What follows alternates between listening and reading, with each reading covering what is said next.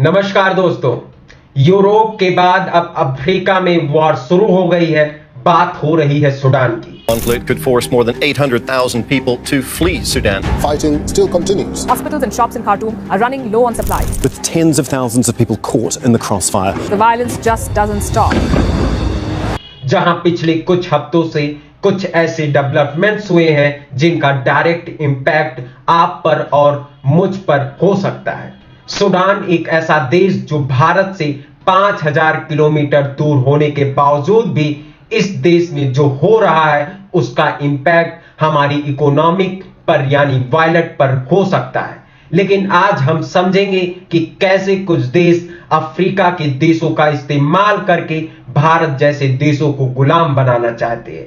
इस वीडियो के एंड तक आप समझेंगे कि सूडान के क्राइसिस से भारत को क्या सीखने की जरूरत है और सूडान में फंसे 4000 भारतीय लोगों को निकालने के लिए हमारी सरकार क्या कर रही है। हम दुनिया में होने वाले इंपॉर्टेंट इवेंट्स को एक आसान भाषा में समझाते हैं। अगर आपको जियोपॉलिटिक्स में इंटरेस्ट है तो चैनल को सब्सक्राइब कर लीजिए और अपने दोस्तों के साथ ये वीडियो शेयर कीजिए। चैप्टर 1, सूडान में हो क्या रहा है।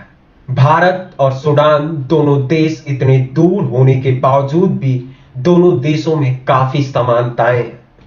पहले कि ये दोनों देशों पर ब्रिटिश शासकों ने राज किया और हमें आजादी 1947 में मिली, तो वहीं सूडान को आजादी 1956 में मिली। दूसरी कि ये जैसे हमारा बंटवारा हुआ वैसे ही सूडान का बंटवारा हो जाए, इसका प्रबंध ब्रिटिश शासकों ने कर दिया था, जिसकी वजह से सूडान के दो हिस्सों में बंटवारा हुआ। पहला नॉर्थ सूडान और दूसरा साउथ सूडान। उन्होंने यहां डायरेक्ट बंटवारा नहीं करवाया, लेकिन हालात कुछ ऐसे कर दिए कि आज नहीं तो कल बंटवारा होने वाला था। तीसरी कि ये जैसे भारत में अलग अलग धर्म जात पंथ के लोग रहते हैं वैसे ही अफ्रीका और इस पर्टिकुलर केस में सूडान में भी रहते हैं। नॉर्थ सूडान में लोग अरबिक भाषा बोलते थे और मुस्लिम लोग रहते थे। साउथ सूडान में क्रिश्चियन लोग रहते थे। दोनों एरिया में ट्राइब्स अलग अलग थे और कल्चर भी पूरा बहुत अलग था। अब हुआ ये कि ब्रिटिशों के जाने के बाद नॉर्थ सूडान के कई सारे रिप्रेजेंटेटिव ने मिलकर अपनी सरकार बनाई।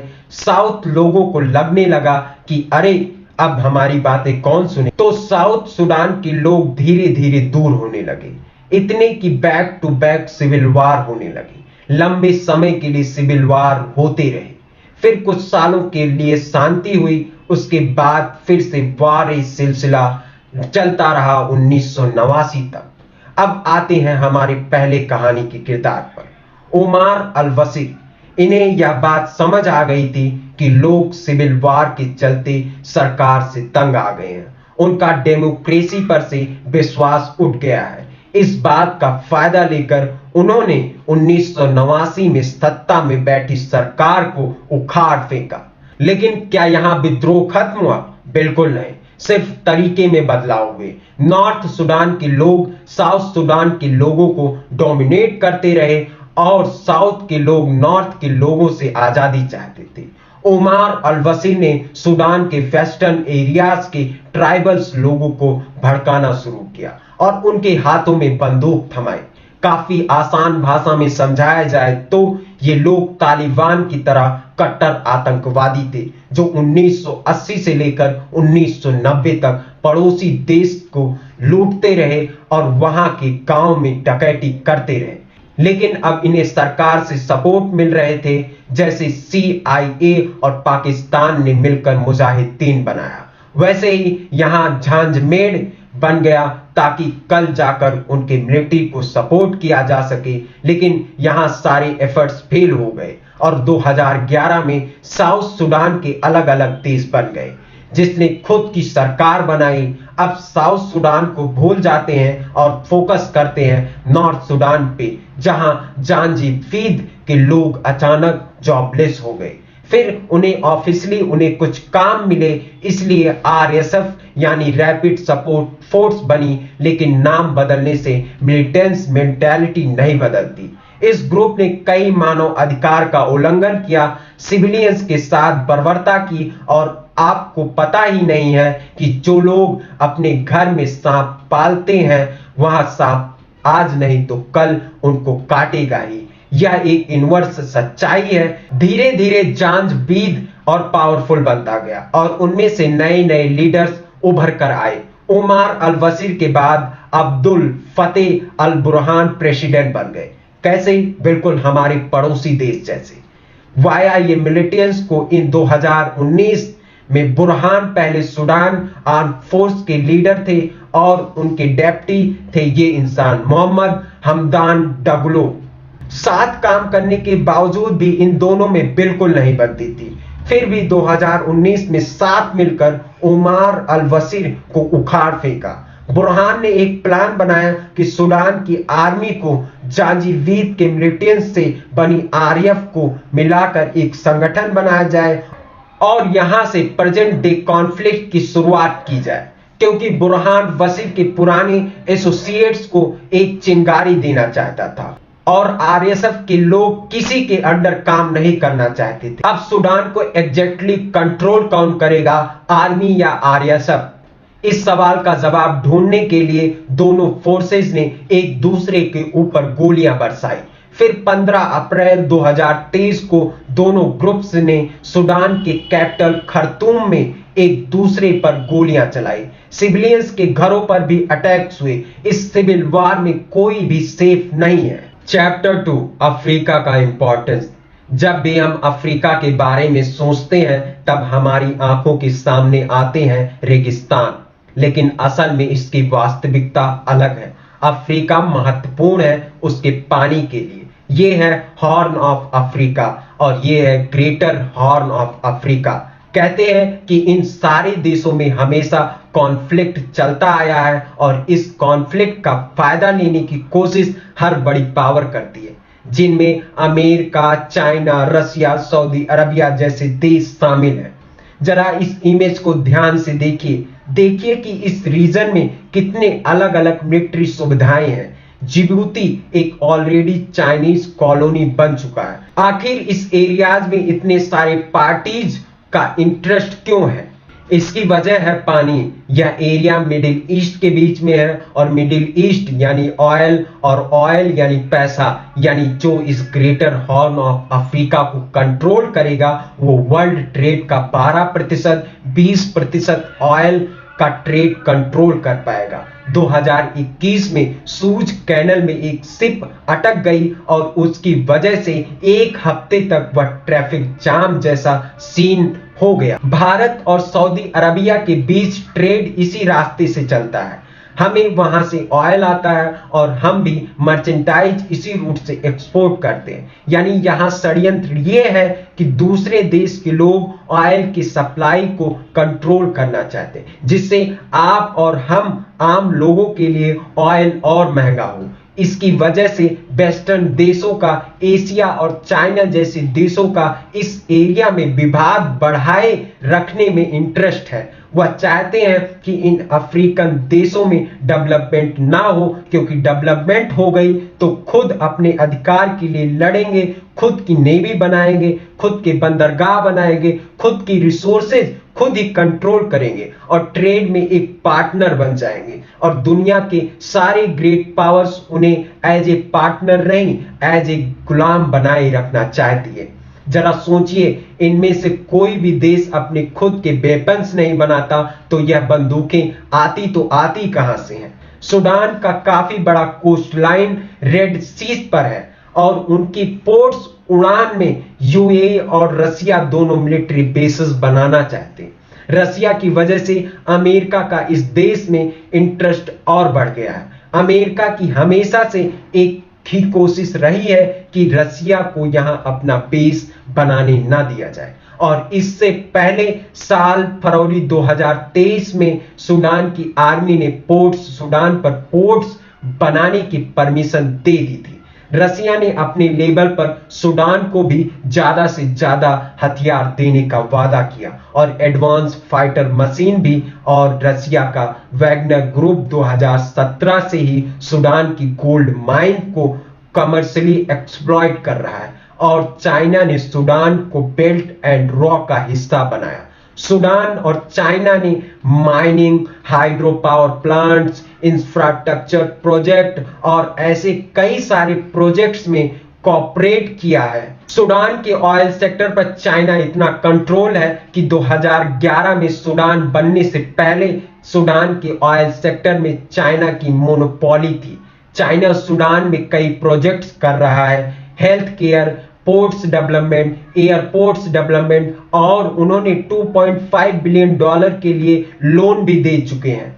अब आते हैं इजिप्ट पर। इजिप्ट सूडान का पड़ोसी देश है और वो सिर्फ बॉर्डर को ही नहीं, नील रिवर को भी शेयर करता है। इस सूडान कॉन्फ्लिक्ट की वजह से हजारों लोग इजिप्ट में भाग गए। एक तरफ इजिप्ट सूडान की आर्मी को सपोर्ट करता है और दूसरी तरफ यूएई आरएसएफ को सपोर्ट करता है। डागलो ने यमन के सिविल वार में ट्रूप्स भेजकर सऊदी अरबिया और यूएई को सपोर्ट किया, इसलिए ये दोनों देश के पैरामिलिट्री को सपोर्ट कर रहे हैं।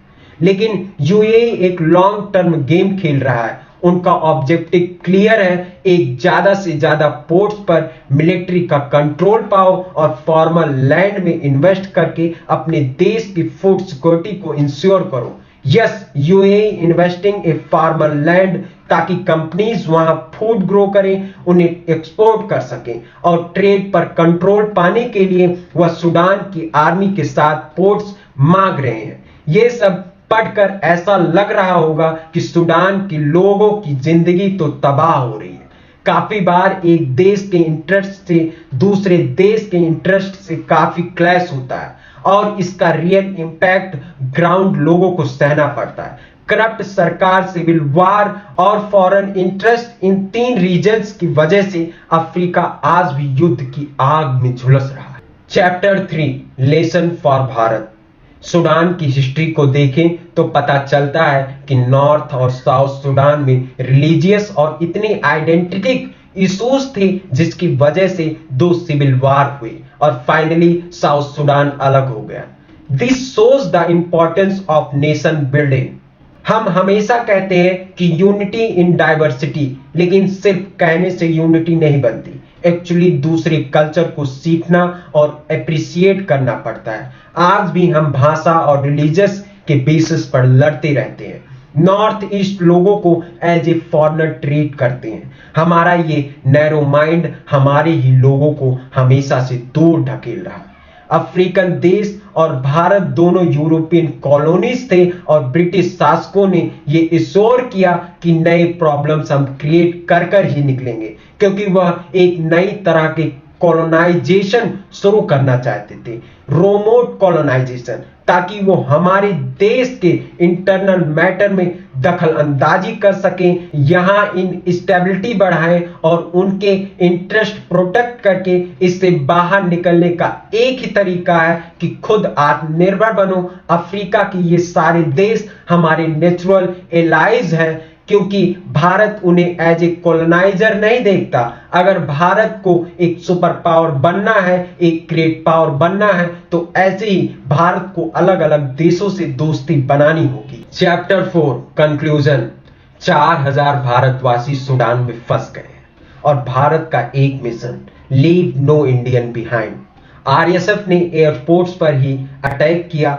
Operation Kaveri under C-130J fighter jet Saudi Arabia के जेद्दा में स्टेशन किए हैं, जिससे लोगों को निकाला जा रहा है। लोग खर्तूम से पोर्ट सूडान तक ट्रांसपोर्ट किए जा रहे हैं और फिर पोर्ट सूडान से लेकर जेद्दा। सऊदी अरबिया ने भारत को इस मिशन में फुल सपोर्ट किया है, जिसकी वजह से हम हमारे जेट्स और शिप को रोक सकते हैं। एज फॉर रिपोर्ट्स 3000 इंडियंस आ गए हैं और अब न्यूज आई है कि commercial airline Indigo rescue operation में साथ दे रहा है।